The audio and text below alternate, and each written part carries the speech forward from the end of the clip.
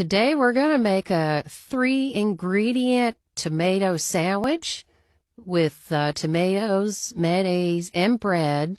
My dad used to make this a lot, and he grew up on the farm out in the country, and he was born probably about, I think it was 80-something years ago. So this is actually an old recipe, and he lived out in the country, out in the hillbilly area, out in the Appalachians. So I'll show you how to make a simple, cheap, easy, delicious sandwich. Put the mayonnaise on the bread.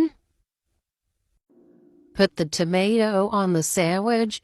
And I actually like to sprinkle salt on it. I think it makes it taste a little better, but that's totally optional. And there you have the sandwich. It is done. Look how good that looks. Yum, yum. Now, I was going to tell you, you could actually add a few more ingredients and make it a BLT. You can actually add lettuce and bacon on this. And actually, a BLT is another great sandwich to make, but it's a little bit harder to make. So this one is just very, very fast and quick. Easy to make, less than a minute. I hope you enjoyed the video. Don't forget to like and follow our channel. Thanks again for watching.